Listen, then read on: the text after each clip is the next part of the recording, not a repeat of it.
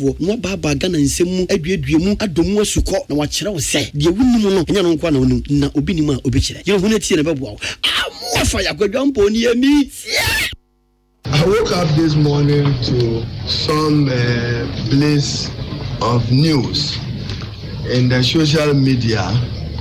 Haruna Idrisu and minority MPs to appear before court. Let me state emphatically that the minority leader and members of the NDC in parliament are an integral part and members of the NDC party, the National Democratic Congress, and we are law-abiding citizens of Ghana. Regrettably, we don't respond and will not respond to social media invitations by the Ghana Police Service. I have not been personally served, as is the requirement of the law, and many of my colleagues. And therefore, I should only be walking to court if there was personal service of that rate of summons. But I should presume, without fear of contradiction, that the Ghana Police Service is allowing itself to be used as a tool of manipulation. I've repeatedly told you that I am not a coward, and I don't intend ever to be cowed by any machination by any person, including the Ghana Police Service. Much remark, except to say that for a political party that insists that it's won elections, you should have in your hands the pink sheets. But if you don't have pink sheets, and it's not that we have sent emissaries out there to collect and gather pink sheets, on what basis do you declare yourselves as winners? We are not there yet. So I will not make further comments on that. That people who want to really stand on the foundation of truth should be equipped with the evidence of truthfulness before they make proclamations. Because if you don't have a pink sheet, you cannot make any allusions. People should have the tolerance and spirit to listen to us. We can't come to listen to the main parliament. We should be disciplined enough. The minority leader of all ears listening to him. We can't carry this to the parliament. A means of identification, we will end up disenfranchising most of our people. Disenfranchising most of our people. Mr. Speaker. And so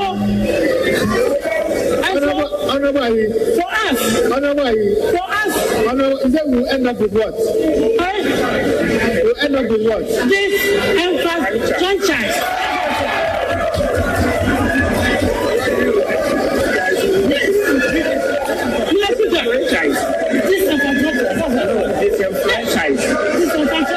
Honorable members, order.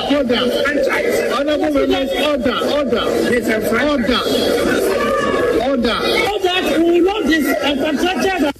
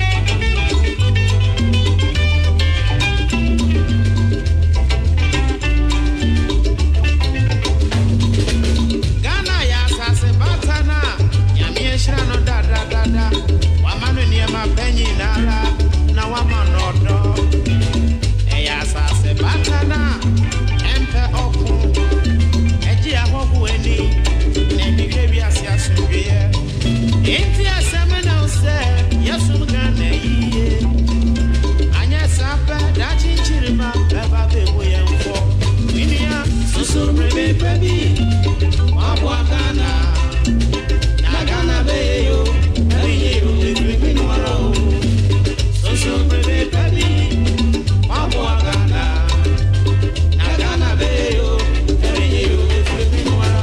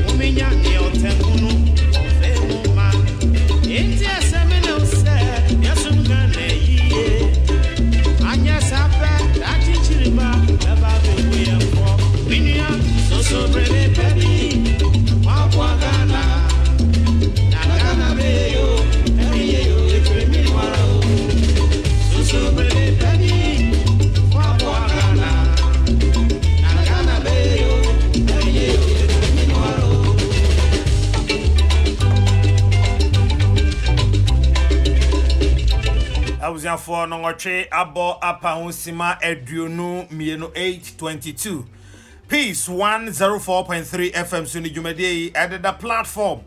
Yale Brow Dwada Enu Kwede Biabra Nongoche Kasebono Ako Newiye. Emamunyina Fishiapa Onyanko Poadum Yakoko di holidays kakrayaba 2021 your first show for the year any yadamu nyina asese monya otwen honhom ede amayen na matwen abesi enne ya busumi de toso edu ba kwa yatena se na yabedwendwen oman Ghana ho kache unu said the platform show is airborne.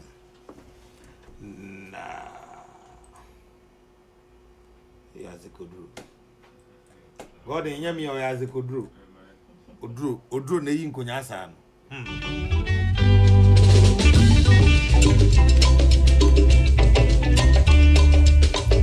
na yako break in nsama sipa o hey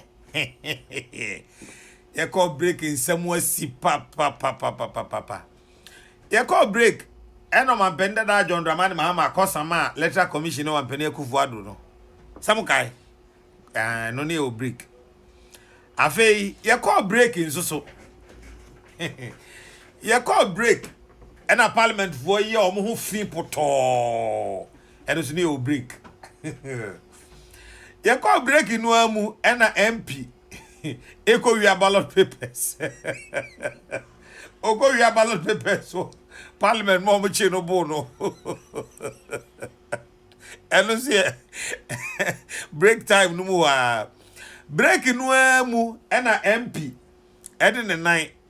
A butu ballot box. Echo go to baby. And see a break in amu. Your break no amu na soldier for invade parliament. Fie ho as real break. Break no amu NMP kokun of parliament tete na tade no adwane bo no anam ho and so new break. Afa break no amu ho NMPs mienu kochu soloku. Tete on. Yeah, tete on near friend soloku. Eye ba we keep na kusibo af person na mo boadem na mo twiso aha MPs mienu eslo uso kufol ene kwamra minta kando sabre nya ne o break enom ko twiso loku of parliament break no amu na for the first time in Ghana's history aban otie konwa so oanya ne nipa ameyem na hyebedwamu chiame eno eye break no mu nsensem ne bia eno no akade yin bonam nyankae break no amu and the who clerk of parliament ya asen adwuma no ne ntia se wo mu ye different obaga se Ya de no ko ade che ya na asem no ba he no. Hey, Ghana democracy. Yeah, the same diagro, papa, memha.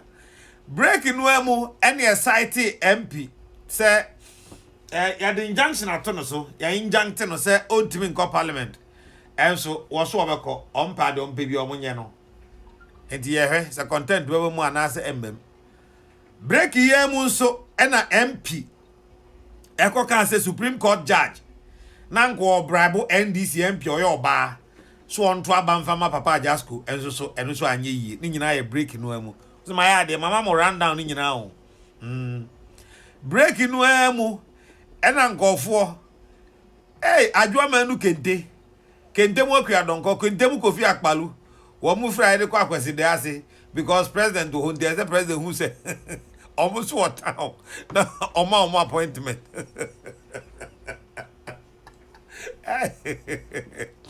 Ready? Hey, no, they can tell Mufra ahivide na obua. Hey, kente mu kente. How ready is kente mu kofi akpalu? Ni nyina Mufra de. Ebi mu, ezi bi mu ko menhia ono. Omo mo ya manyi so mo nko edwabre mu ho rebre baby. Omo gina main entrance wa se be ya president di twomo. Obehu so mo so bai. Moye mojuma here. I feel like I'm on bacho. Oh goodness me. Ezamo papa. I feel yaba no yaba. Yafimo pa ni yaba no so. The whole says here normal mu die bia ebe no a. Ama na ben kama so na obi anya bia di. E from me na na okese ubetimi from the cardinal. Me na me di djuma ire ho chia me. Isaac Odro, Patricia Sefa Fisher, kwabrantu boy siako okwabrane. Ena Elizabeth Ejin omo na ehihye ma me di ho chia me na nwumre amatrase edie na kire se ye ba bedwedwen Ghana ho ma munyina afishiapa e de about the platform dwumadie eso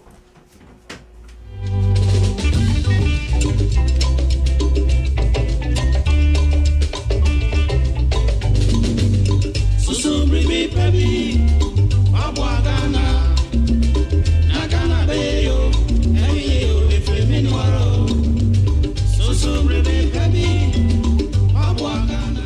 na enanwumre okoma mpani atena ya pani ohwenkita hudie sam so na bedi akire emranim ni Fatmat Abubakar me de Fatia na me frɛ no anti vadi nana afishapa nana afen komete otin kwanso platform for enya lawyer on shada ma me chat for is a platform for enya lawyer if you produce MP you produce DC enya lawyer so platform no vim wom ye bo wasu ha say dia na baby ya wu na say nyame adom nana adwuma mu so te say oh ye krem nkakra ebe ye nyame ho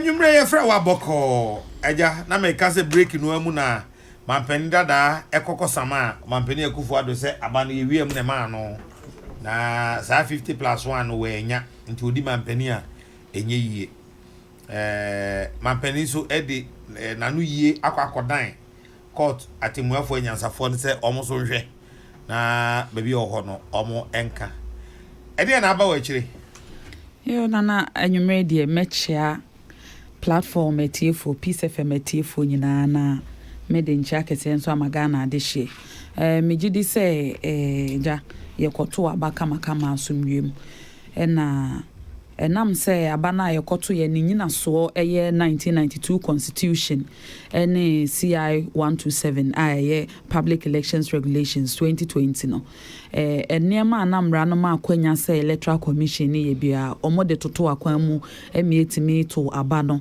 ye wie ye nso electoral commission declare say presidential election no president Nana Addo Akufo-Addo ono ne huridi anima otiminya more than 50% of the votes as required by article 63 clause 3 of the 1992 constitution until he was duly declared as president elect na we na NDC for boanyo so eno muso modo masem kwa akodan eye Ghana court ba tan se ne emra esi echre so utimo de wasem kodan court ba tan se obonyo results no so a enti no ye de eja President Nana Addo Akufo-Addo usene Ghana mra city ne say yesama wa wo akwanya say obeyiwa no enti wo de nanu ye esum o de oyine mpabo sha lawyer fo akukudama omobo ne chidom ebi ne lawyer akoto ampao ebi nso so ne lawyer Frank Davids eni akukudama ka omota omechi na nyame adom memini de atwa mu na president ode nanu ye ekoma court because yesama wosa SSI acha na ansa okoda wo ho adi kire court say nsama no wasoma na wonsa aka ana wo bibi kafa ho na wanu ye nso so say eda yesama wo no dadu ntam wotimi de wanu ye no koda court enti president efa no lawyer so de omanu ye koda court na enam say court nkrata ene the way almost chro no fa ene sabi obi ho ni makenkan kra na nso so de mana enam technicalities bi nto onye den onte ase no eno na president a lawyer for omudi asem yanim omapa ye nipa num say yemfa mu nchechemu ma medo Ghana de hye dodo na no monte ase nanso so me pese me issue disclaimer say enam say asem no that court enim na say ye de asem no kwa aseni bia wo twetwe ho nkomo oni akwanya se bia obedo musuko no wabu ase asem ne esese ko benkuma na nifa enti ye de aye kan say eye president response no enum nchechemu ne de brega na fo na ne edi kan ye hwe senior president a lawyer for sika no petition na omode serve president no a lawyer for hwe mu no na wo hwe out of 35 paragraphs ewo pleadings no mu no emu 30 ana aduasa enyina so nyina ne say eye declaration isi ba penye friend no ma meji mensa or declare on the 9th of December 2020 and then subsequent corrections or the bar on the 10th of December 2020 no enam anofom bia eba mu anamfom so kakra bia eba mu ninti no omo pese omu gina so in as many as 30 paragraph say yemfa sa anofom na anamfom so na eba mu no enyina so na court ba tan ne nhye say president Nana Dodanko Akufo-Addo ontimi fa ne sense ne bo nkasa on ya to aba yi no ana ontimi mfa mo no ho sabra ne so ye president elect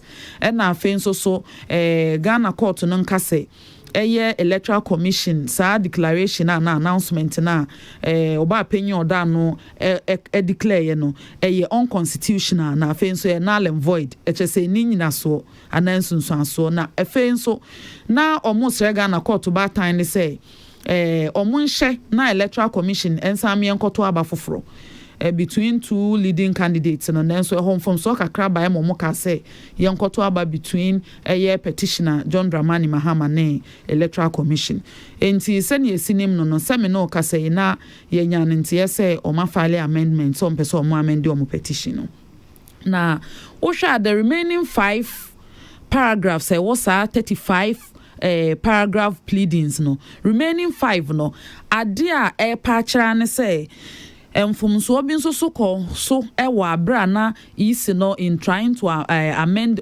earlier announcement no ma figures bi nsesan ba mu ma susu say about 6,622 aba ena abro so a mo friend bibi e friend say aggregation of votes and as a vote padding na when NPP president flag bearer president Nana Dodanko Akufo-Addo one na lawyer for hwe anom say na ensem wei na petitioner no former president John Dramani Mahama eno no ogina so de court akosre niam amedi kan bobo so idia ene na eninyina so incompetent na frivolous na edie ntina president na lawyer for can say sa petition no ye incompetent na frivolous ntino omo best record say ni manim yanke monto ntwene baby every say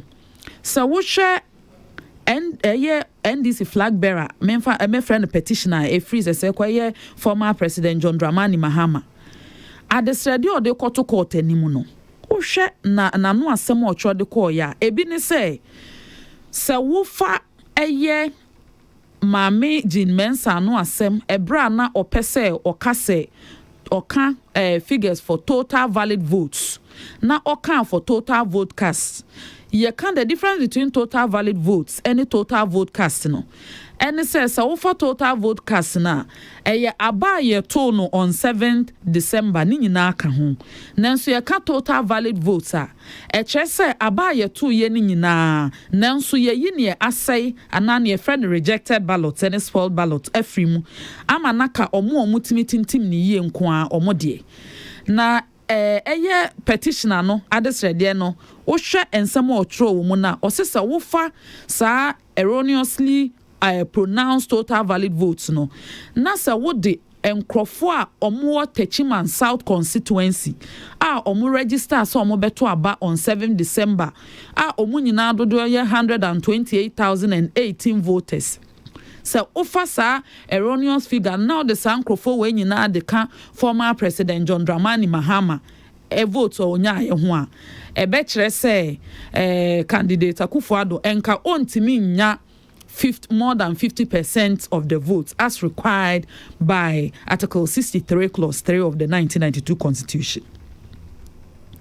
Now when a president na lawyer for wa response no mu say Osha ebra na candidate John Dramani Mahama anasa petitioner oko file petition no na onim say enkrofo mo register wo Techiman South constituency no omo vote nyina na ye mfa nka ne de ho efri say time no na official figures are a free electoral commissioner so ye no na yagye atumu de aba betudwa.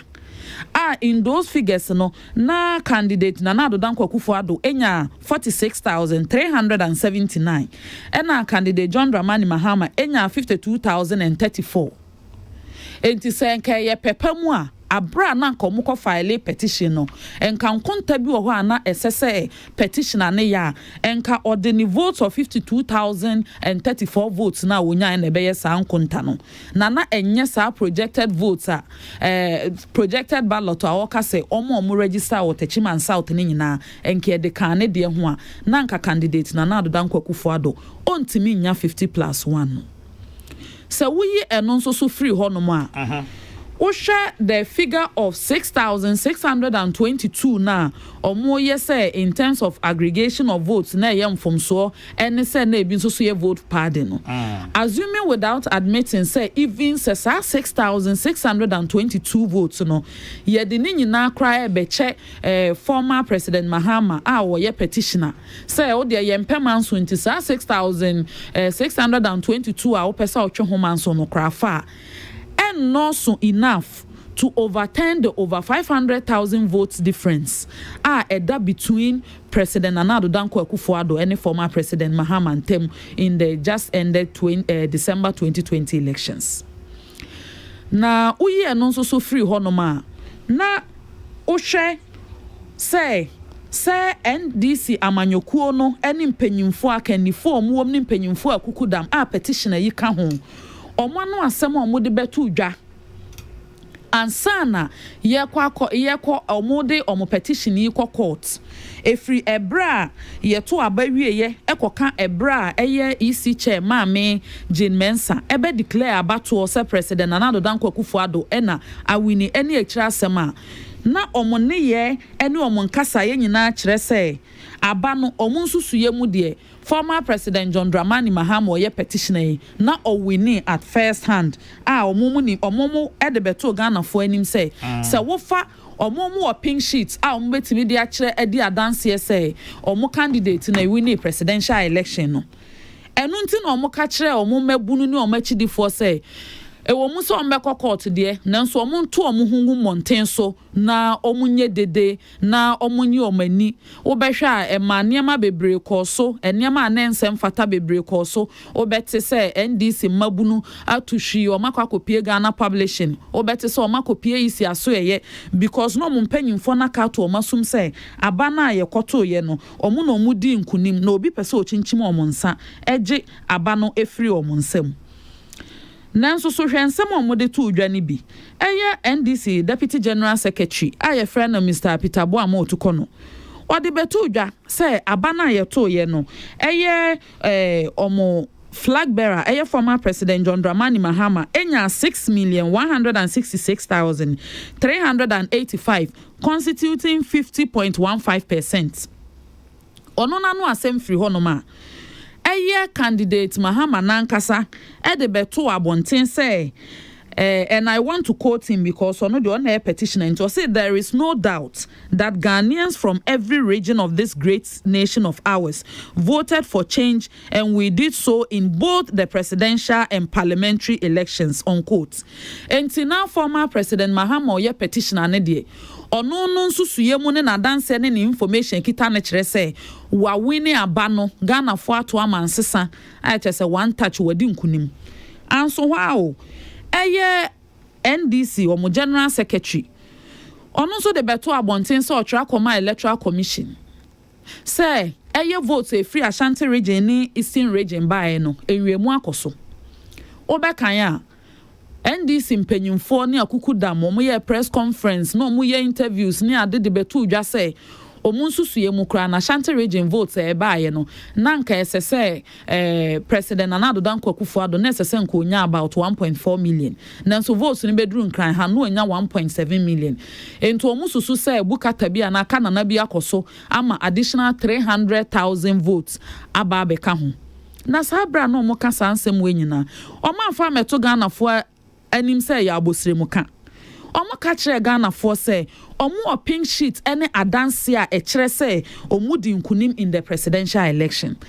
Entino na omampanyi de nka megidi se nso se ne se ene esenka former President John Dramani Mahama nko de asemi ikodan court a enka abahwe court nkrata mu no ubehu allegation of sa 1.4 million votes adru 1.7 million ubehu allegations kire say pink sheet nsesa eba mu ubehu allegations a represent ensema omudi betu dwa edebe share NDC fo abufu etwe NDC mabunugu monten so some mafie until say is na declare say former President John Dramani Mahama na winning election no nanso so ohwe petition no ma sansem wenyi na omode beto monten so ana in the court of public opinion no ba ko kra mpiem wo petition no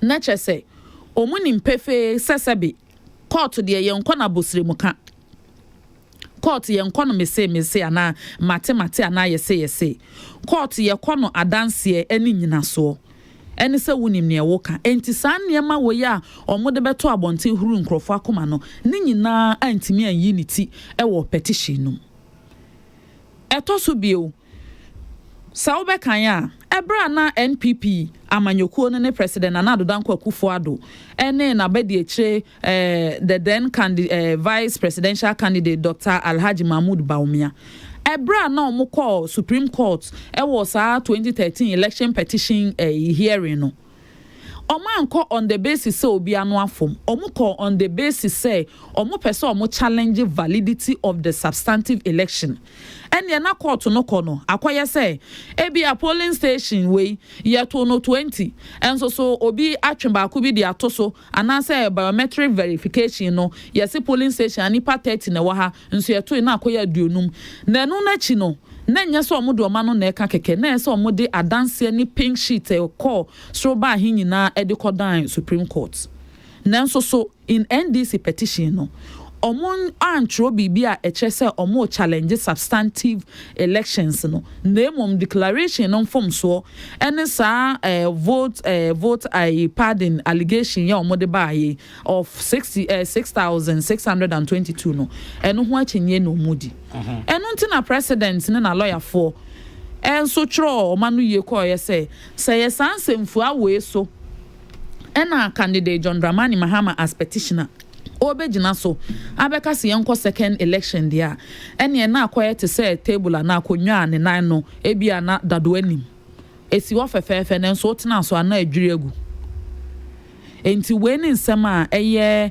president fa na lawyer for so omotro de kodan court batan na sene medi kan sikan na enye nsem asebi wo ye lawyer ni kra betima ka se o sene misi hunu no ene ye bekọ benkuma na nifa eno no de eye court na be determine enti ye ntimi engage in public litigation because famra kwa so ye childredua ohun beba asem enti no se nsɛm no dia na edi akire asen ho na bibi foforo beba ehu behia se ye de mu nkyeremu beba beda Ghana fo no ye de beba na enkyeremu no nso so sebi obi a bia wonimu mramu anase onima kenkan no ono nso so etimi ate ase enti na ansem we na akoso in relation to president anuya wafa na lawyer for so they akodan Supreme Court enti a lawyer for na be kwa kogina court akoma mpani asema no ye hemfo na me sɛ nem CD kan no mpanyimfo mu di anim lawyer akoto ampao shishi uncle she na Jimmy Chiao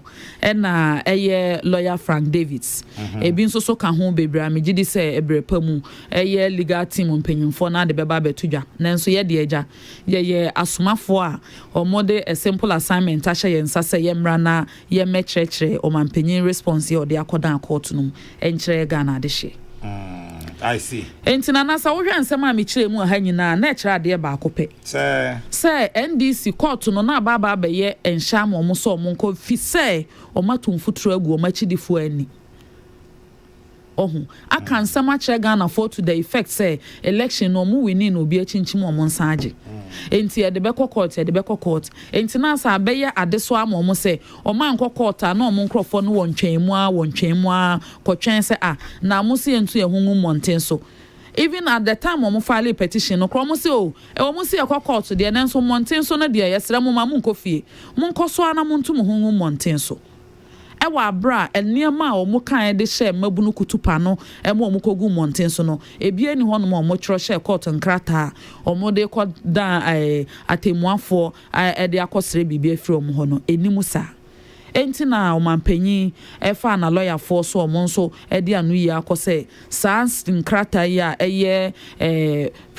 former president John Dramani Mahama a wo ye flag bearer for NDC o de kɔ dan court no eni na nyina so ti enunti na omampani lawyer for say court no mongu no me pa twan I see ansa ne beja mo akokra no 137 and a speaker and a lobbying it is saying bibi akoso boko say amanyosem no aya na me kan me say enye niema nyina na asipen but there is always a first time enti say sia ye wo kwan bi wo ho ampanyimfo besi atoto niema na yaye bibia kama because amanyosem a ye pre nyina Ghana mpuntu nti na ye pre enti so obekan ya omampanyini ema na inaugural speech on the 7th of January no okato Ghana fo nyina nim say ono de waye krado say right honorable Alvan Suma SK Babin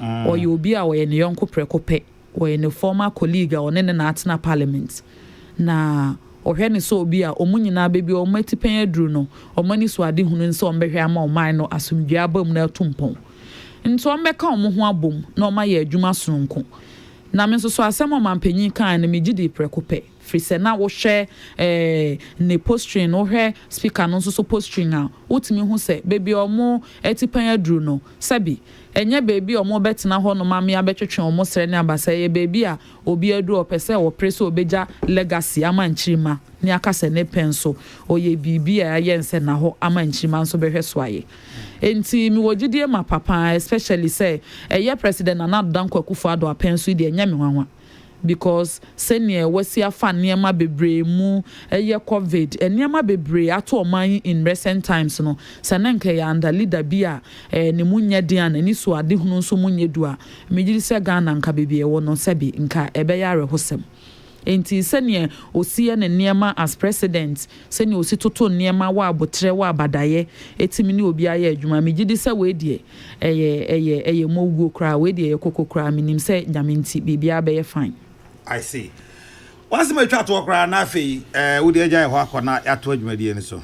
Yo, na me jam ho anapai no Ghana fo aseda kese na be kwa momo.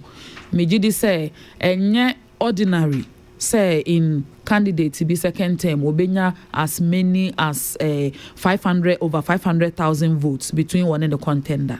Even so offer to say NDC amanyoku no kra apart from former president Jerry John Rawlings na memfa ne kransie a wonya ne baby ko in Yeba Fourth Republic none of their candidates na timenya with the kind of vote difference enti say President Nana Addo Dankwa Akufo-Addo the second term na Ghana for ahwe n'adwuma so ene odoso nko omo ma no no matintim no bebre boom say amano dia ya aseda na de bema Ghana de hye nyina ni asre say omonto nkoso a enter President Nana Addo Dankwa Akufo-Addo echi na omommo mpa ye nsoso mo ano na nani so ade hunu ne niema pa e wonu mu opese oye de boa Ghana na ye nyina nta na echi na ontimi nyemfa mo Ghana man na unim say President inaugural speech no niema okan no titiriu pa manije wo ho ene say ewo musa na afi etwa mu ne year of roads but afi ebe ye second year of roads and against all odds no president ani so ade hunu say ye infrastructure deficit e wo Ghana ha no ni nyina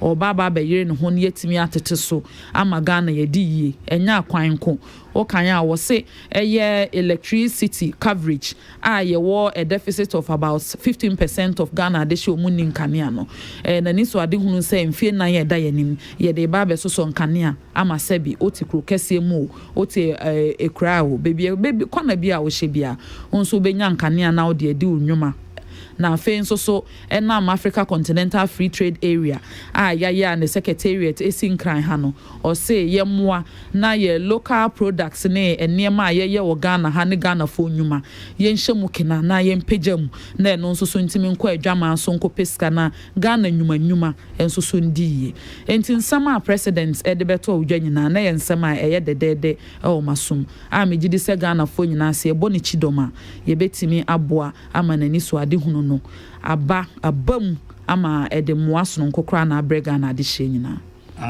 enti na medase se wa frɛ mre no ama yakonya enso se adase emo afisha panso afen komete ye nyamenka ho why me pa che nyamenka ho why enti yenu aba Fatima to Abubakar Fatima ye ta frɛ no na obabe kan ye ho the platform no aso egusu a utie yabo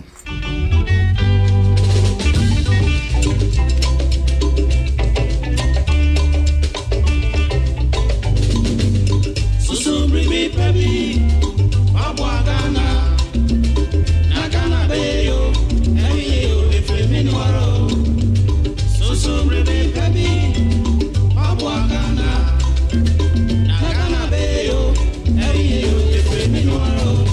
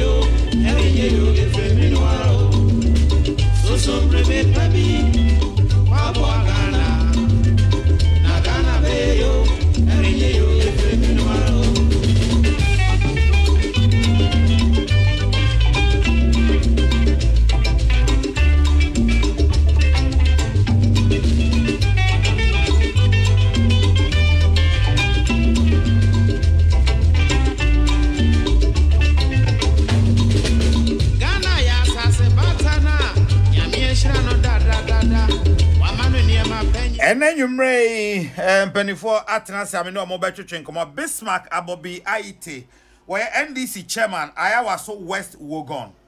And you may what say, Wajina White, and then Martin Amiduche, and whatever. Such a now, Amidu Pepper and Nubina, chairman, while you know the other Transi and you may. Honorable Dennis Miracle Abuaje, a former MC, Equipem North, on also so I say. But for Mamuina Fishapa. Hey, hello. Rabbi, film combat to ye. They hear partners are facing Asia. Now, Obia, who they need to come. I'm saying you're very, very critical. In fact, if you actually be beer, especially comedy beer 2020, a day, you will be. You know, SCC, I call how many days 2021 more per day official panel will be a dika because it hasn't been an easy year, you know. It's a chairman when I jam this ratio. Now, what they all need in what time. Chairman, I say, now, Obiashon comes over here, maybe be very one. I am saying, yeah, remember some about Nipa Nidi.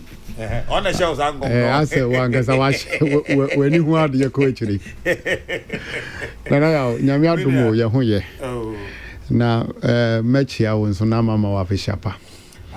Any Wajuma Yafuina Peace FM or production team, ne or more, your bomb or back office. I any more Munina, general PDA so the and chair will do a mawam.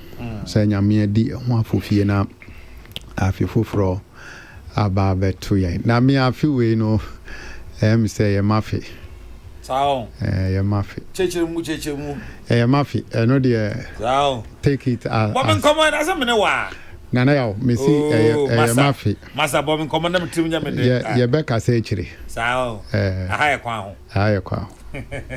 I see. Anyway. Every manager said, Menemo Asia. Chama me kai the last time I mean do share hasi. I think that now the John Bahano and I'm boy.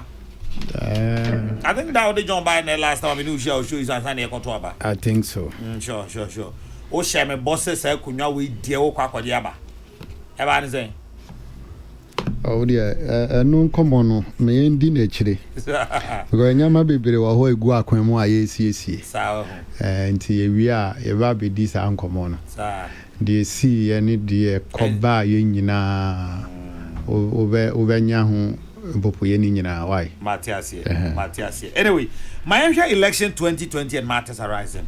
Abano de yakwa koto ye munsema ye bebre mo se abano presidential one no Montiasie senesi koye no niema bi anko yie enti mo flag bearer e de asem na akwakodan Supreme Court ayeka se mampani so akwakoyi ano no achi mo se parliamentary seat bi also so a mo be challenge notably touch myself and also so waka ho asem na kra ya fali dada.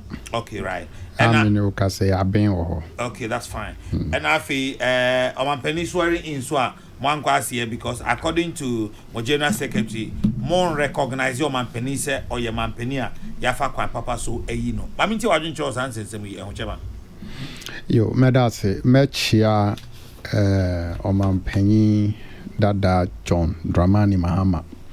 Any yema Professor Nana Jane Opoku. Baby omu bia misre osro asumdwe ede mawo. Any ye party mpanyinfo nyina national chairman general secretary ura Sedu Nketia omu nyina ye chia wo mo ye ma wo mo afishapa any wo mo mutie yen da ni da nyina ye mo mo nyina afishapa minya nana ya okasi say December 7th ye nyina ye koto aba de koba ye nyina you as a journalist de unim but nipa bi omutie ye ntino me ka hu popo ye kakra December 7th ye koto aba no enyama bebre ena ankoye enyama ni bi wo ho ana NDC ni ye flag bearer John Dramani Mahama na ya ka ho asem bebre na ya ebi ni nkutebuo bi a na ni yi sinhihye mu a ye maame Jane Mensah edibe wremu or see a friend or regional coalition. No, had the full cra ewo ye electoral processing. I had the answer say or the bar even IPAC my political parties in no edgy a two more. When you go to our baby ye okay regions ne constituencies be wa a two nyina PPM at all costs never say aban or tisoye MPP aban yi edgy seat no. No Emma ye majority na ye nim say ye win no esensan ho asat nawa ukọ parliament sesi MPP ni NDC ye kuta 137 ye di eye dwuma mprempre amene wo kase na ye wie abatu oni nyina no nsem bi wo ho na enkoyi emma NDC ebi ni say figures ni bia na yisi returning officer ye Jane Mensah na okikambubo mu no na yen agent no mo represent the candidate John Dramani Mahama eye owura Matenu no ne Dr. Pesa White mu raise allegations let me say not allegations raise issues with the figures say any the party no dey mayen every regions no eboebra enti ebeya ye maame Jane Mensah entwentwenso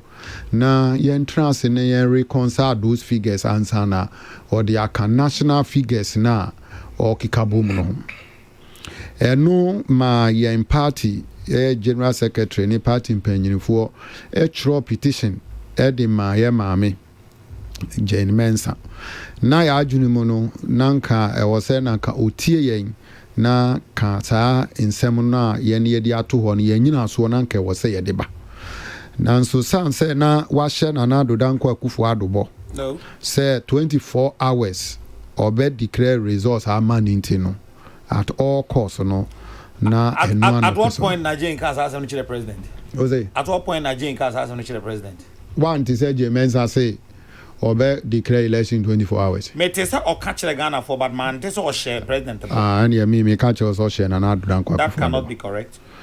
You may not take it as no, we can only treat that as an allegation. But okay, you can treat it as an allegation. And you know also this abortion so. Eddie man Nana Addo Dankwa Akufo Addo. Meanwhile Nana Addo Akufo Addo crowd nim say not the time of Jane Mensah could declare election in the amano no.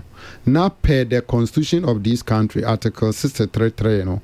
Na Jane Mensah and satisfy that provision of the constitution. Unim ye can ye see wo mrakwan no anu also declare results. By mranso share say or declare results na e was say a funny kwem na famra kwan so. Menya mami ye petition wanje. She went ahead and declare election, with all the impunity you can talk about in this country. Being see that because Dr. Ferejan Abreso said pinchen say but offer all the political parties no more resolve, no more move on. But under Jane Mensah, I don't know baby on your experience free and as a junior or debe diakunyano or ye any diope. Etiechireno ye to ye boase. Ekikaya figures boom from branches or polling stations to constituencies to region to the national figure. Ye mami Jane Mensah di betu jano. Ye hun se mfunsuo ewo hun. Na mfunsuo na ewo hun no ye kika boom ye titi free mu a. Ye hun se Nana Addo Dankwa Akufo Addo. Constitution ni share Jane Mensah say before say we declare obi no. E wo se onya ohamu enchemu mienu. Any echiri oha enchichemu eduonum oha enchemu mienu uche oha mo ezen anya sir yankan sir yakan oka oha enchichemu na say all the percentage oka oha enchichemu mienu na 2%. Okay, do oha enchichemu eduonum 50. Okay, 50% and over. That will give us a president. That is what the constitution says. Sure.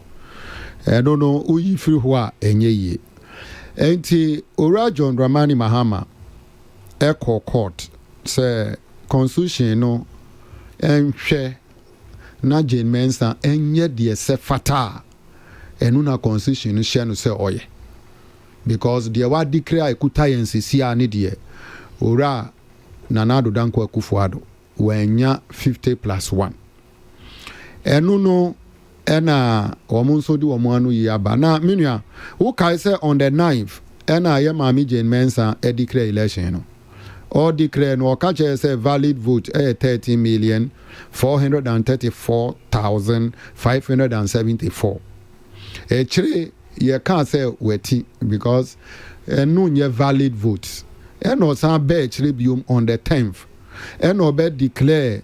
13,119,460 ɛde maa Ghanafoɔ ne nyinaa mu no ɔpa kyerɛ sɛ Nana Addo anya more than 51%.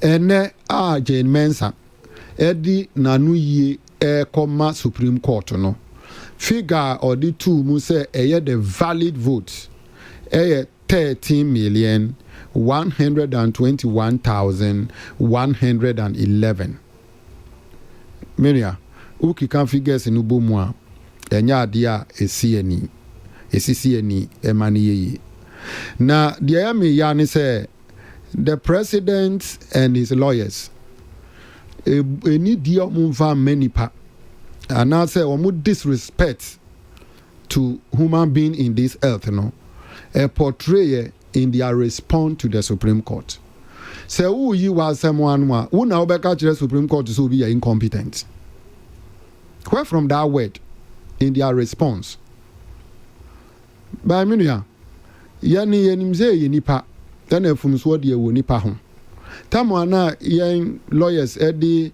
John Dramani Mahama nsɛm wokɔ court no there was some misplacement of words and I say instead of first respondent no instead of second respondent no first respondent but share on my way including some of your colleagues journalists.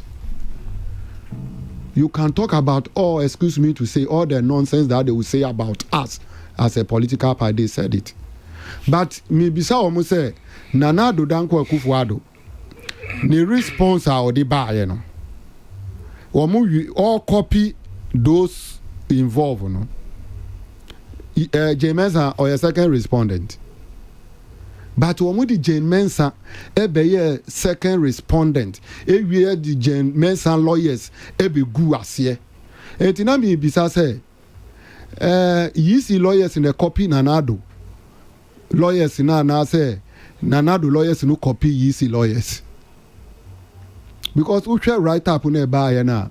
Just say obia ukanya you don't pay attention. Ultimately say they sat in a room and the two of them decided, the two lawyers including the candidate decided on what to do.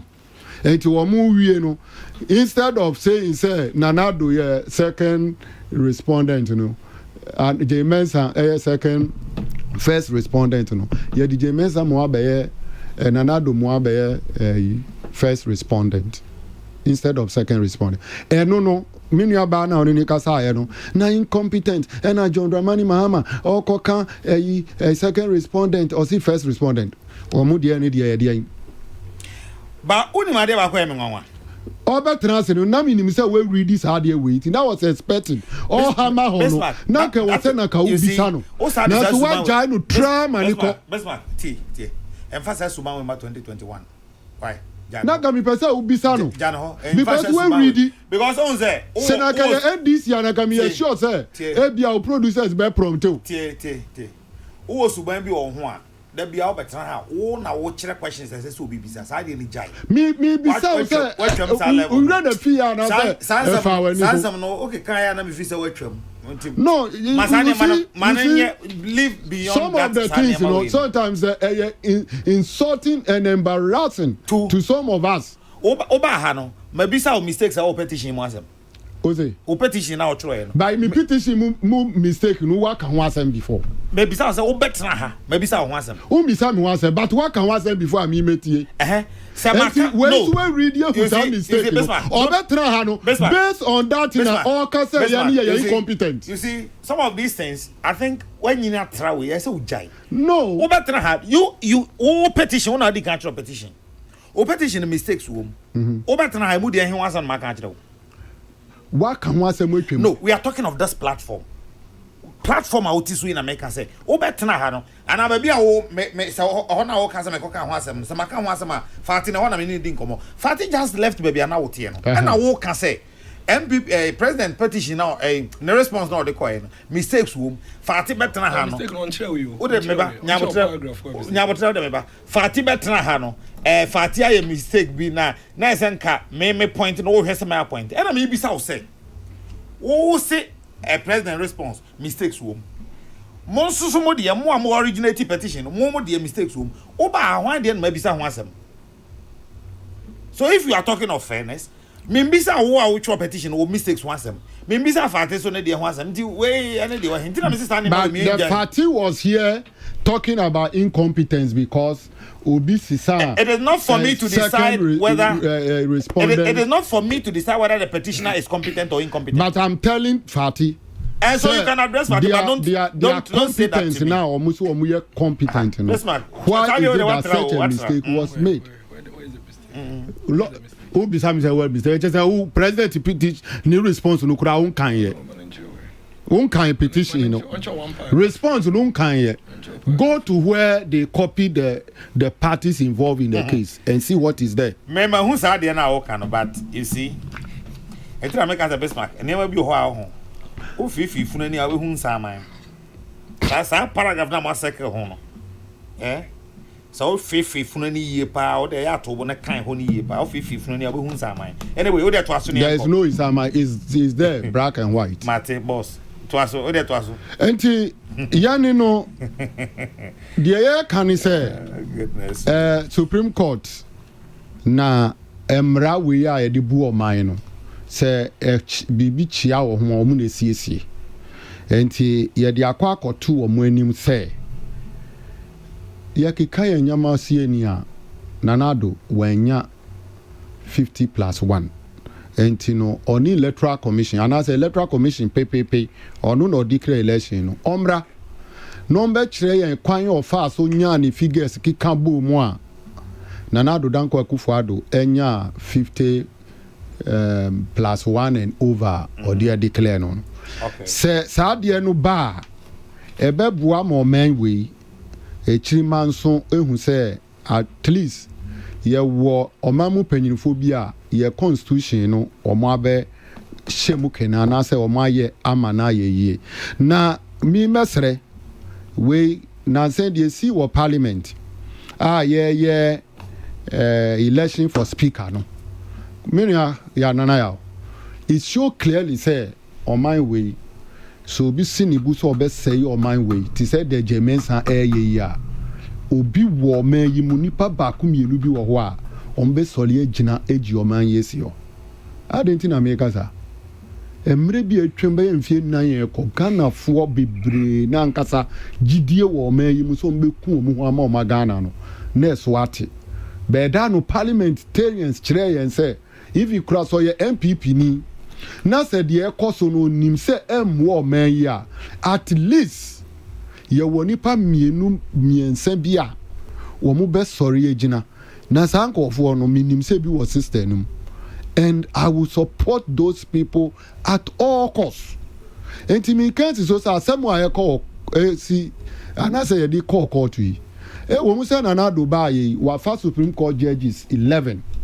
but ye wo gidie se be bia no kura ni da no ye benya ebinum wo mu a for the sake of this country for the sake of prosperity they will stand firm to adjudicate the matter. All the implication of that statement say wafa judges justices 11 enti me pa cho unam kromu a Ghana fo bebre say na asemu amudi ko mu asemu ye de asemu de ye nyina ye nim na papa na wafa judges nyina 11 and I see media me wo gidie said ye see wo parliament no ye wo omu wa akwenya those judges whoever will be part omu wa akwenya say omu twasa bi ato ho a dachi chirimba beba be kinkan. So your argument is that say amount akwenya so na oyi atemuafo a abane de asem bi akoko to atemuafo no be di ama no is that the argument?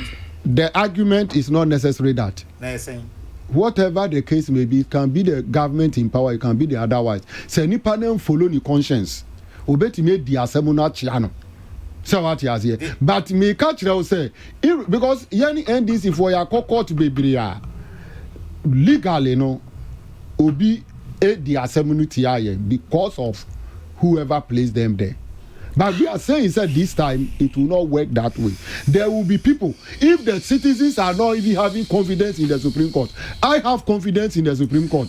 Said you see what Parliament, irrespective of whether or not do the file or not, they will adjudicate the matter to the satisfaction of the people of this country. I find it very uncomfortable. Say, Muamudi edomoni mo kasaseya. But you see.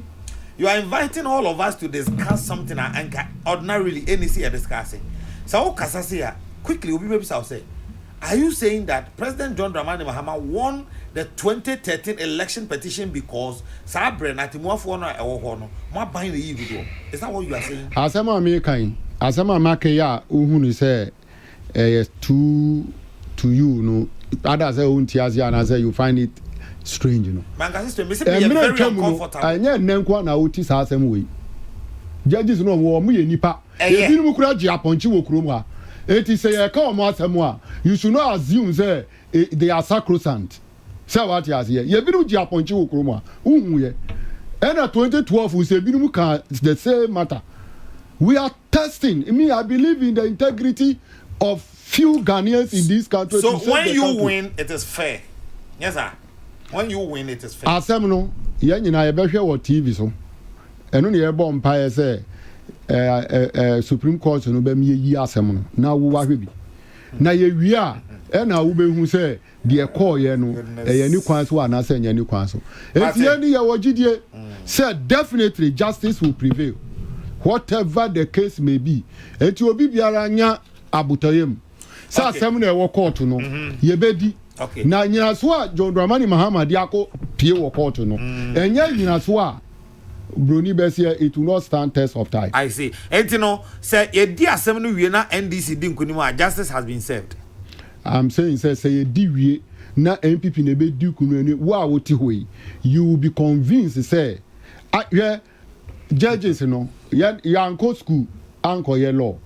But when justice is prevailing na ye hu ahimfo tena ho mo anye lawyers wo mutimi di asem a it stand test of time. It is asem no cause na nyina ye hu say na ti a the fact is that we have a solid case. John Dramani Mahama has a solid case, and we believe that justice will prevail in favor of John Dramani Mahama. Now kunya we no accord the rightful persons and you be a yisi abe declare manu because he want to be at all costs be a president of so the your republic. submission is that justice will be served if NDC win the petition. You are saying that. What I'm saying is that we will all see how the judges or the justice will be, done to the case. And I'm telling you that we have a solid case. The Obi Betra can say constituency chairman frivolous and incompetent. I'm telling you. I also was Wogon and Bismarck Abobi IT within the chairman Edema NDC Amanyukuno or no and Okasa Sisiano. Chairman Numsio, Lizzie. When more Musio, offense you, Now, let Chairman Abobi take note that President's response did not describe ex-President Mahama as incompetent.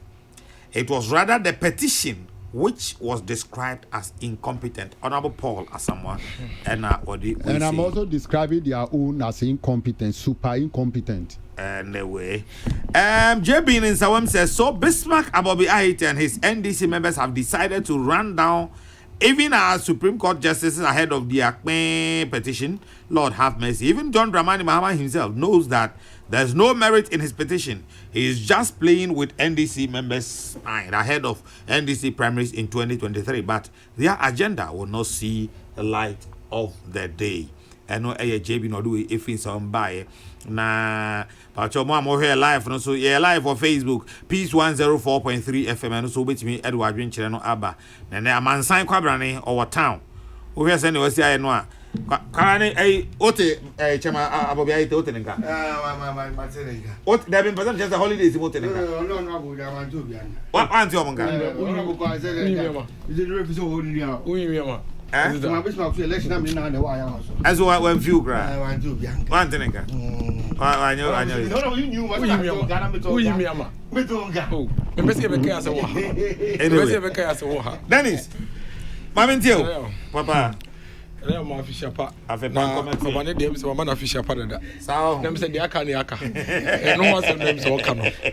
Na the crack is say. Ya da nyame ase say ya bishia na especially Ekiapem North. Me Ekiapem North fo nyina official pa. Na nanom e we Ekiapem man. Ene Ekiapem MPP youth na omuda so gira ho eboa na epia na nado danko ekufo ado aban akonanim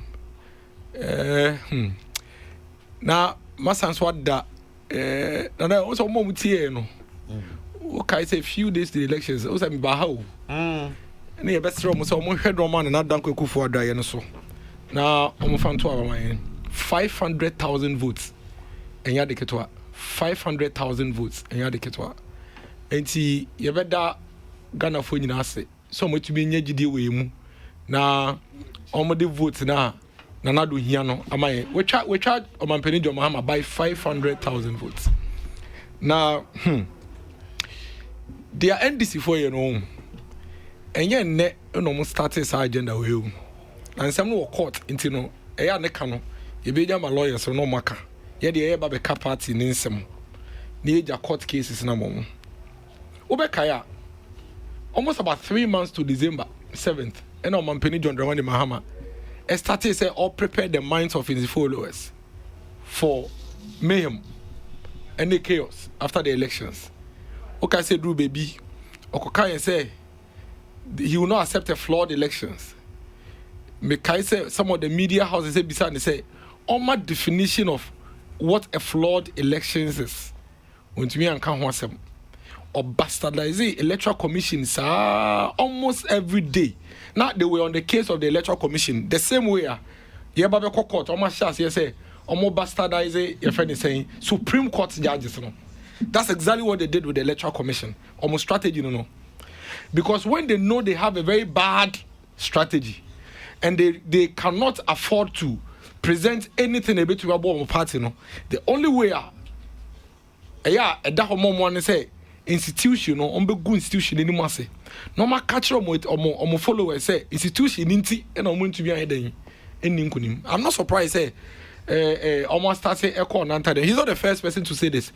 Say honorable Muntaka Kra de wedi ka say Supreme Court judge ba kwa amobi bribe say bibisa e parliament yembra substantive matter no so na ye kwato aba abato no ye wo polling stations ye to aba no almost about 38,622 polling stations. Any special voting polling stations about 311. About 1 year to no. Yachemu be enayo. Polling station hono se to abani wia. Party bia ewo agents or in fact party bia niwa now our agents less than 4 ewo polling stations especially MPP and NDC. Yewo polling station agents in so crowd counting agents omo no se to abani wie ne e ba be kan a omo kogina box no na omo kro omo pen ne omo papers na omo trotro omo ahwe no one by one and making sure say omo capture every single vote for their political party and omo candidates ye wia na polling officer no wo no from the electoral commission no aka figures ni nyina bom na wa fele na danko ekufado enya 10 na Dramani Mahama enya 5 we enya say obi a na wasan no the amount political parties and agents na wo nyina mobi anso ayeden asan obu wia na mama agent bi obi a copy carbon copy of documents na o ma sign na ya so tiem yi pa o wia na o de sa copy o no polling officer no e de ono ne copy no nukra no aba constituency coalition center ho now all the abre constituency returning officer are usually or known electoral commission officer or district dim now on so then akansa pink sheet you omuji from police stations boom. And I'll give you an example. If you not say you walk in excess of 137 to 140 polling stations. Until Obama for constituency coalition center polling officers no more represent the electoral commission no. Omo nyina beba manhwe Presby Hall. No mo de omo forms na party agents ni nyina sign no abasa center ho. Na constituency returning officer no agisa pink sheet 137 ni nyina na odi egu ho. Na fe sa constituency coalition center ho no so no party bia won agent ho. It is our party's agent no so be first 137 forms here is polling officer di kura no. No mu nyina verify say anje bia figures na omo agents no edi abro from the polling station no eno na ababedu constituency coalition center ho. Now so mu nyina hwe no mu nyina gitumu a coalition constituency returning officer na kan nyina bom na fi waba be kire say Equiapem North constituency Nana Adodanko Ekufuado enya 33,000 Omampeni John Dramani Mahama enya 15,000 CPP enya say NDP enya say owia na parties no agents na wo ho no obia fa ne pen na obia assign no ono so no wa sign the sa constituency coalition center form no copy ama parties na agents ni nyina no obia de copy ahye no ho tena na wotie mi ya party bia wo copy of polling station document na ye declare no and a party bia ba benya copy of the constituency declaration the friend is saying sheet no so copy omu wia na constituency returning officer no wa fa sa document no not the court regional coalition center. It's the Eastern region say no you were 33 constituencies and the electoral commission regional returning officer no so beji 33 of the constituency declaration sheets no so kasa 33 nyina bom e ho so party bia were representative e wo ho omo agent ni na ba be hwe say sa 33 figures ya odi abai sa pepe na ye agents no mo constituency level no omo dia brain ana omo so mo hwe na bibia ye okay a na ya omo so ma sign na fe regional returning officer no so ascend regional declaration sheet no aba national coalition center also party bia when the agent but that process ya uchirim at what point na EC mu say no be because da ni nyina no na yenim ni say ye to aba no a EC chairperson returning officer for the presidential election enti from constituencies ni nyina no eba enkran ena EC chairperson asumu ha efri da ben na EC ne kan say on be regional coalition sanka parties ni mu a okay, but send a agent ho. Party be a agent or regional coalition center. It is NDC nya away, MPP nya away. But send a agent ho. It answers your question because all the political parties and their candidates they had the agents at the regional coalition center. Said that whether you are going to collate the presidential or not, there will still be regional coalition center. Exactly. So what are we discussing? Every party had a representative. Agent agent so everybody was aware. That is how come you got you went in for an accreditation for your agent to be present at the regional coalition center, so you were aware. And a document about national coalition center. At the national coalition center, so no, Obia was the rep. They had reps like Rojo Metal Nunumo, Yansu John Boy Dumone, Mark Menu Money, Evans Nimakomo, Ewo, Obia was the agent. And also it's a regional declaration sheet in the bar. Now once watch say document now easy wo party agent no what region one de bre no and no pepe and na bedu electoral commission na no pepe na electoral commission are recorded ama Eastern region na unya ni nyina na no so you correct na ho so why den what sign eti na na me chiro let me show you where the NDCs they are incompetent. Omo the same thing in 2012, omo the same thing in 2016, and omo the same thing in 2020. They are failing their people, they are failing their masses, and they are failing to tell their followers, say, you need to say elections, and you need to say quality elections. Now, what it means is that political party are war, you better declare elections when you are complaining. They say, time regional coalition center hono yeah regional coalition no na che say wo no na won san enkan na won ni copy of a constituency coalition results na because ideally answer na wo agent no ebe sign say Eastern region declaration sheet here ya ba your friend is saying Accra yi a true representation of all the results in the 33 constituencies. The only way I'll bet me certify is how the end say na now also ukra our party no agents no omo documents na almost omo nya copies ni na now they are cross check it na for why then what sign it is a bedu national declaration center wo 16 regional agents no except by the time I will be sign our documents no almost the copies now omo nya on behalf of a political party no wo so do weni ehu eno na do be cross check sanye bia figure ya ma mijen mensa e dia ba say eno ne Eastern region figures adwoma ha manya ye no sa pepepe ena me agents no so ye den e de ma me na yo wa hwe sanye o me nyina na wa sign yo wa sign ni nyina fi police station wa sign constituency wa sign regional coalition wa sign national coalition center what's inside regions nyina em say according to his em say 3 regions be em say on sign em say MPP so one sign one region but what's inside say no me nyina ana yakabom no figure yenyaye na electoral commission abetina say na we declare results no we declare results ni wie no obobo no ye nyina etie yo o yusu total vote cast, and for the purposes of it here, for the main church, the difference between total vote cast and the total valid vote cast. Ye de pa 13 million and the ababe twaba. And so ya to abani wie no, ye board the MPP nya, the NDC nya, the CPP nya, obi nya no. About 600,000 million vote no mo say no. E obi wo ha oto no or the sinipa mienu anim. Obi won so kwere wan tokra blank. It is up ballot papers ni nyina asai. Eno no invalid. Eno no se wo kan a on kan cause wan to aba ni yi.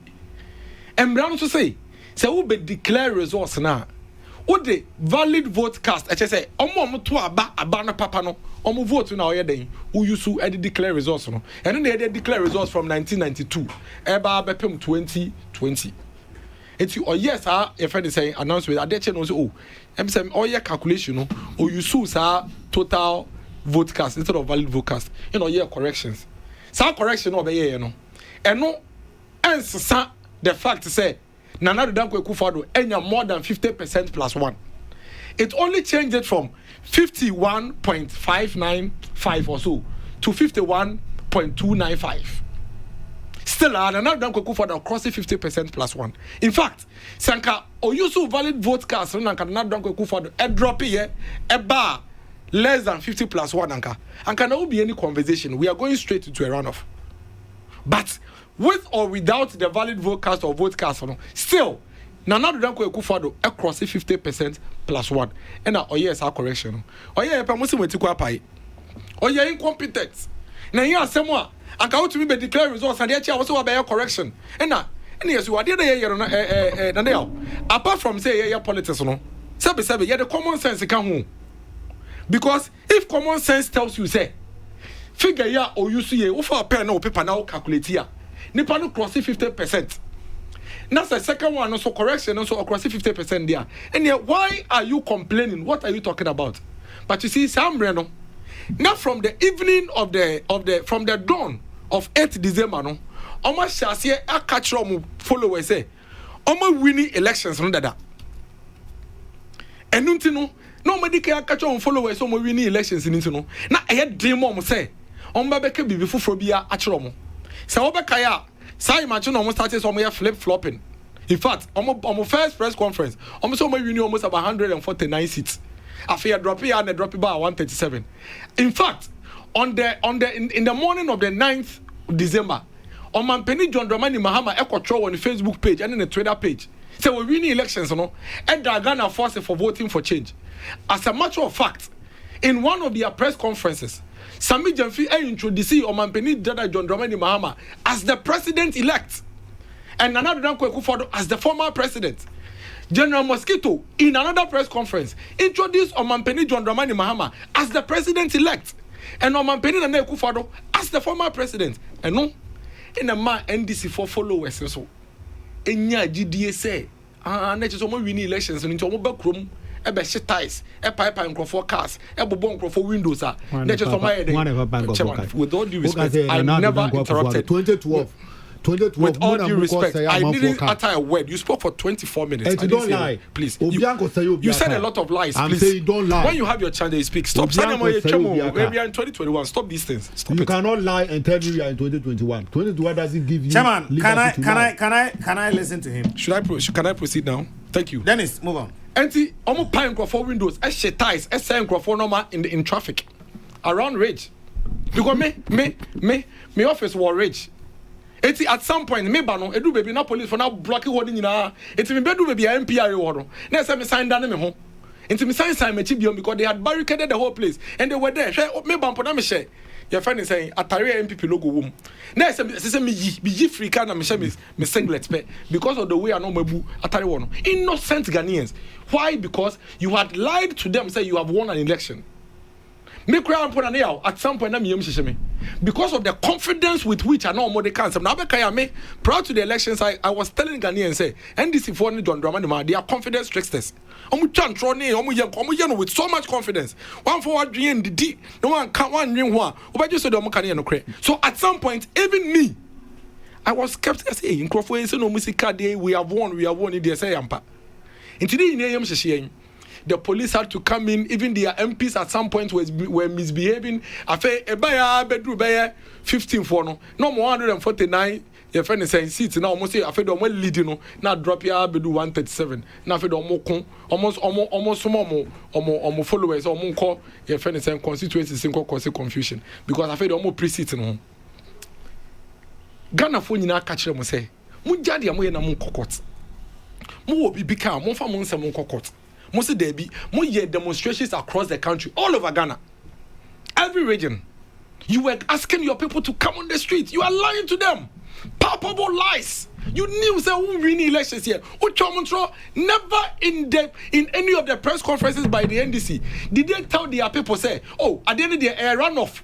Almost all win elections, you know. Now electoral commission is via Amananado. MPP here press conference here say NDC. Yate.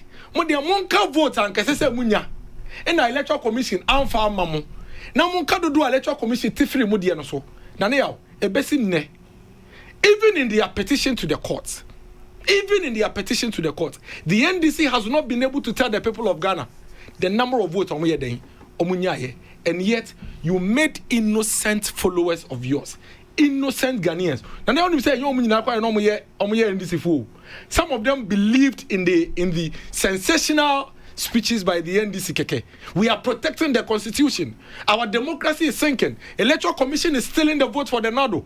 Into be NDC ni, but or your patriotic Ghanaian into no to DHB. Innocent people came on the street. They risked their lives. In Kwafo Enyuma for 3-4 days. Now Kwafo to me Medjuma. More Red Towers areas in Beduma because of the indiscipline that you ask your people to come and usher on the street of Accra, and then you moved it to other regions. On one premise, say we win elections. What's the way we win elections? Fast forward, after the what's the assessor of the court on the very last day deadline, Baby Chumuno, watch your petition 10 Obi Niaji.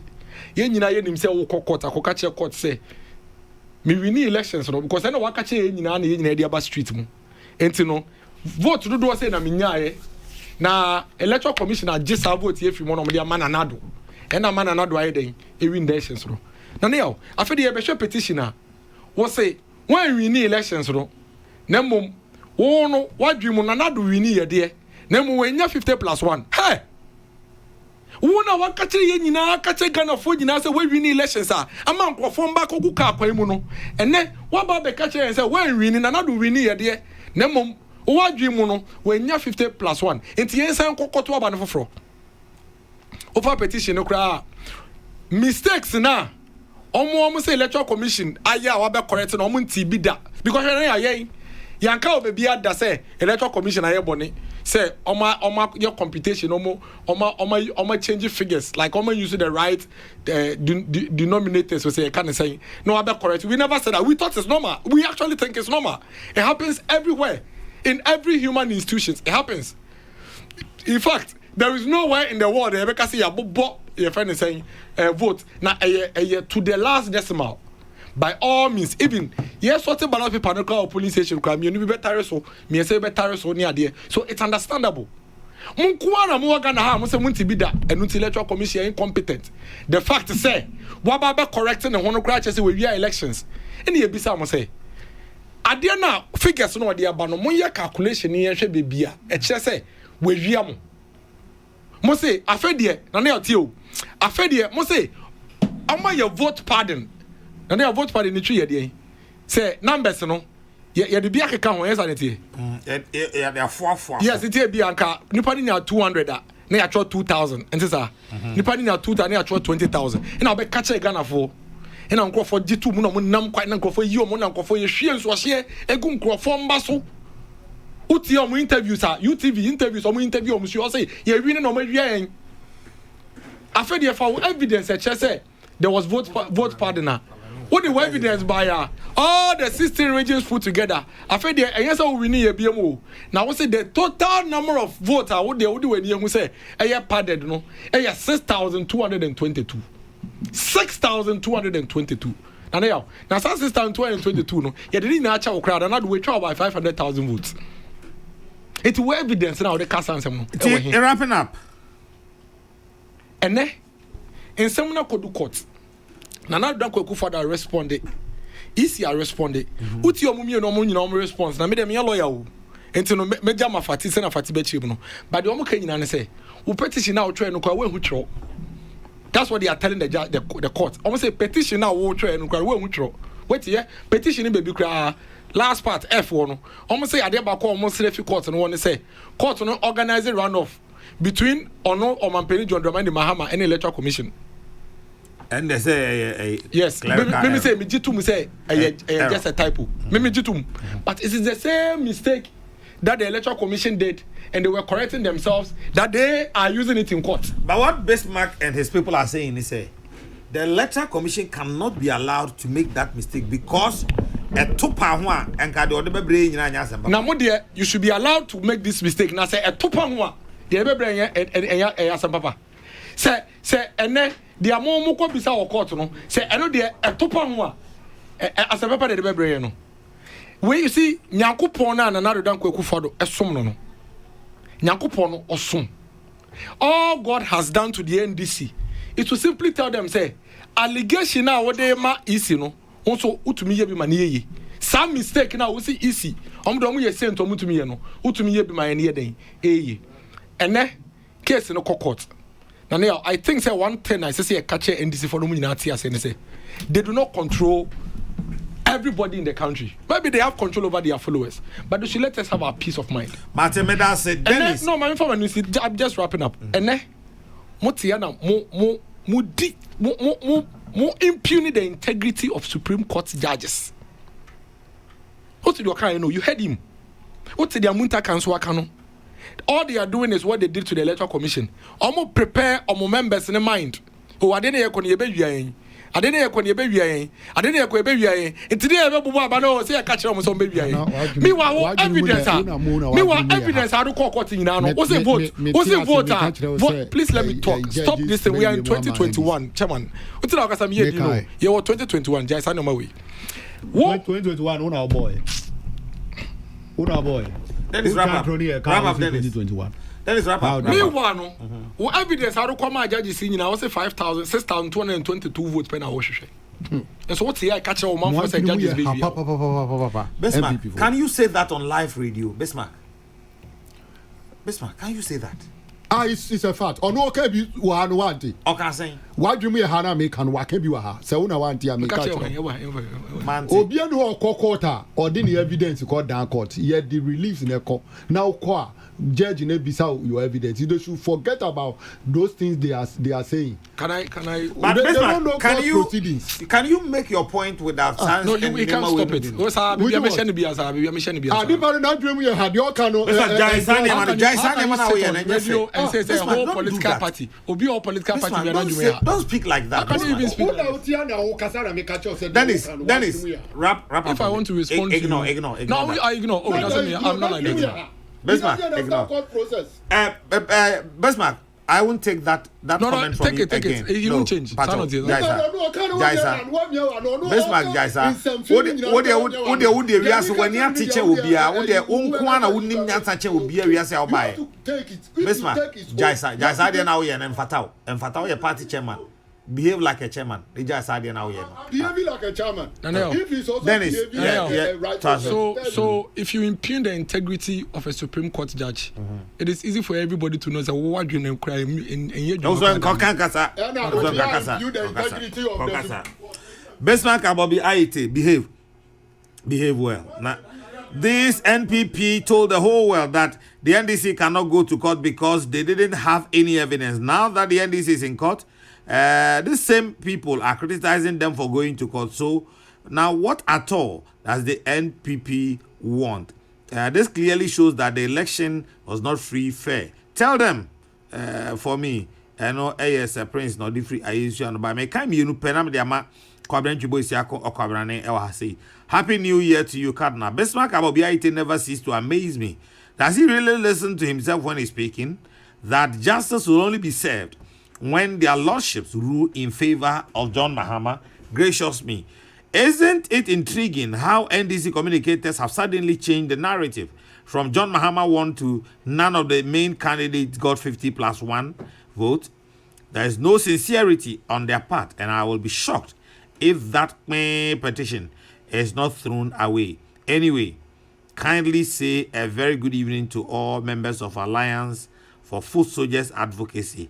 Afa, assalamu alaikum. Say oba na odiwe every pokwa say eba ye. And then Bright Edu Ochresina Bright says, Cardinal, I'm surprised about the NDC. Were they not the ones who told the entire world that former President John Dramani Mahama won the 2020 election by 50.15%? Was it not this claim which triggered the stimulated their supporters to go on demonstrations across Ghana? Why are they now saying neither himself nor President Akufo-Addo had the mandated 50+1 vote to the Apex Court of the land? And for me, the Apex Court of the land must nullify the results. So and so. Okay, I can't think far. Bright Edu Ochesina Bright. Yate.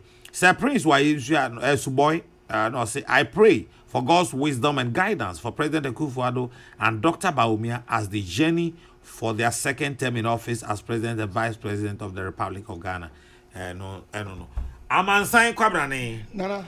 Me kwabrane papa bi. Afishapa. Ave pan committee. Nana bokode. Bokode nken sheda nye bokosa. Hey, your friend is Nana ya Bonsu. Bosco Enterprise. That's right. Bosco Enterprise. Kaneshi First Light. Kaneshi First Light. Yes. Yamanaju papa. Oh, na bread now so. I can just 10 minutes pe. From 5 for the year. Eti baako bienu adwa kwansema ene jiwa so mu nyina share you show the life. Dr. Jiwa. Dr. Jiwa hopa say omu nyina share life pa. Abna Asantua also a very good part. My first time of listening to him.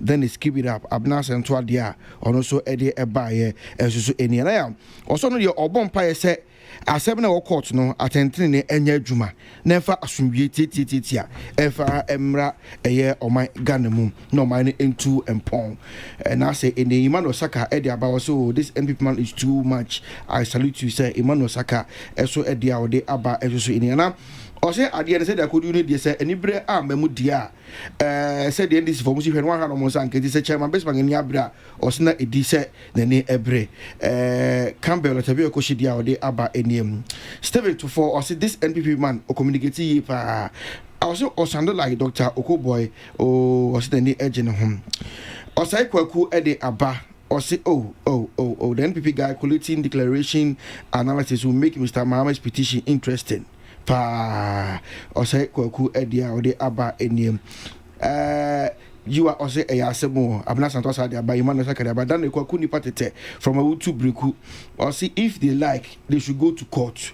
The court, okay, or say another court to know about baby. By regards to Mr. Graham, a Utu Briku, and the Abba any Obaya Bosum, or say, Debbie, or say, Chama Bismarck, Ama, Nibu Efupa, Obaya Bosudia, or the Abba, and so any upon Alexander, or Sanaya, Debbie, or say Enadia, the chairman A and edge also the Alex Spain. Alexander from Spain, or the Abba Indian. Kana good evening, or say on the Nani Aje, or Pechama Bismarck aggressive now, or also a no.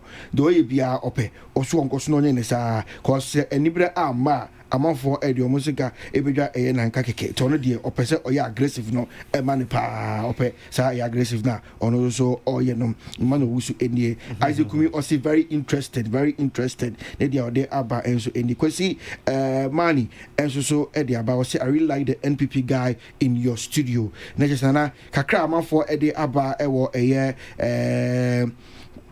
Facebook no and so no and I bobo so back with me Daniel appear read was great then is obo so from me prophet already so channel and away then appear redo and a day abba it's an kakra man for a day abba oh more na about very unfortunate time Nana K Putin or say I'm watching live from Kasua yes also a cha ina it's ya some can you say kasima be Sonia the interior yeah the ABC Nana ko was a job watch man say uhu no echire ho nanumu ya da be metere nka ba hu pa de meka se ma hu na na mo o mini ni hia wo Jerusalem ase na metere nka ba hu rade on hira mama adwo so open and close so ma ya chia papa man potozua one mama frema e bia mo bi anwuma so ya chia na nti oda roma unu ya Patrick mo so mo official pa ai na official pa ni ka Baba Vijava. Honorable Patrick to the chief. The one here wage agba we on. Wage agba we. And boy lies your kan ko North Municipal Assembly. Na mi adoma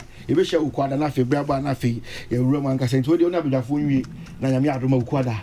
Ne to aso. In shan to aso bi anyefa. Ma take kwabra ne medase pa. Chairman, page for 2 minutes na mbo. Okay, nana say ye ba about one se share NDC as a party, especially with our General Secretary and experience in elections in this country.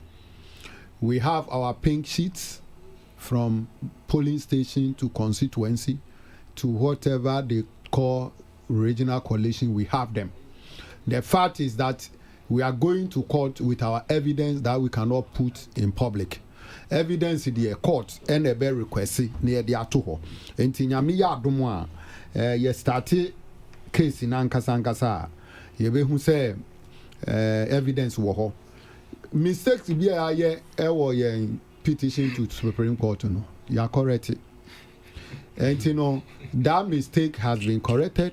The MPP have a copy, but because of mischief, or more true or more dear and or more be shame. Nyame enka omo ho. Ya nyina be kwa kopie court. Near pure quarter. Ghana for nyina behu the NDC can ye wogidie say whatever has transpired no court any be determine una o see NDC say any winning MPP so mo na winning whatever the case let us all go to the Supreme Court and see what will happen because you cannot declare a result on the 9th on the 10th o sisana not valid vote for John Dramani Mahama and result by 1,700 Nana do the near the 74 vote to be a cocan. Tama all yes, our calculation, a reduce will be vote to DBK. Na agent pen a daho. Agent ben representing those political parties are or Timiko yes, hard ya calculation. Ye nim say nukure no ebede di se nyame ya adom a enche ochina ni na echi ya case ni ebe start edi na yebe di ewie no Ghana fo obehu say John Dramani Mahama oyenkunimdini na san say nipa bonifo bi pese o mo gi Ghana say brenti no o but the court will not sit down for such impunity to happen to our constitution. Mate Bismarck Abobiaite NDC chairman Iowa so West Wogon. Dennis. Na me da say the American Union say Ghana for na ma say na now dem ko for the wa chance ye adwuma. Say ye dia so beto fama we see kromu dada ohwena watoto Ghana man na wato so promises are or the Ghana for a mass you so to about 500,000 people more and a 6.7 million people and a to Abama Nanado. The almost almost partner say Nanado be free SHS no. One man akonenim. Obeshana over 200 one district one factories no we see na we be. Obeshana rent relief scheme no etumi aba. Okada for train say Nanado Behn we provided alternative schemes hiding. Omomo what ye farming areas, no so say planting for food and jobs bedding. Ebekoso. And see you do and this is for no on my idol from Sambria Copim 2023 no na real. Why home ye be yet? Because we know say 2012 results from Gusu quality or Monsen 2016 results up to now. And this is phone quality year. That bang in on my baby no about 2020 results. What here catcher and say pink sheets no more person on the better abonting. Pink sheets no almost about 14 copies no abonting. Because obi or contest elections will be a copy of the pink sheet. So it's not a secret document. And yes secret document. Because duplicates of the pink sheet are out there. More evidence I'm going to call court. What the radio so catch on grow for say, you 23 evidence I'm going to call court in 6,222 votes. Ni pay so chamo 500,000. And na da kese no modema omo Crawford. The best Ghana for say, yenja sanse mi ma court na court nka. Na yen concentrate ni yen bo na nado. Na yen ne chichiro man no. Na nyoma pa or catch yenti ehwe so the two abama no. Ontumi na onye man me da se bebre na yo. Men so me da se Nana, please can you ask Bismarck Abobiaite if he can give us the correct figures President Akufo-Addo got in the 2020 election and that of the former president per their calculations? They don't have. Your brother Amwaku Jampa Ena Odu by Ose Maybe say the panisa mu ye easy ana. Yo, ni panati. We will go to court. You do court. Bismarck. Sure.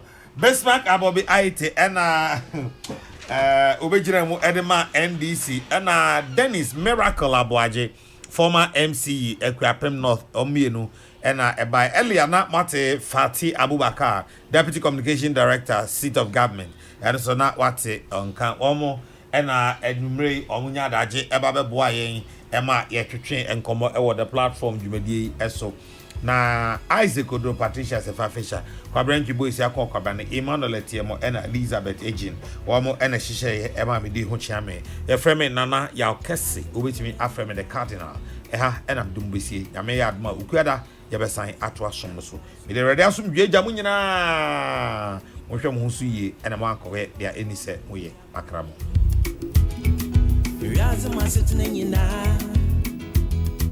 Tada kwentu mofra na mpenyin Riaza manzamana no mu nyipe nyina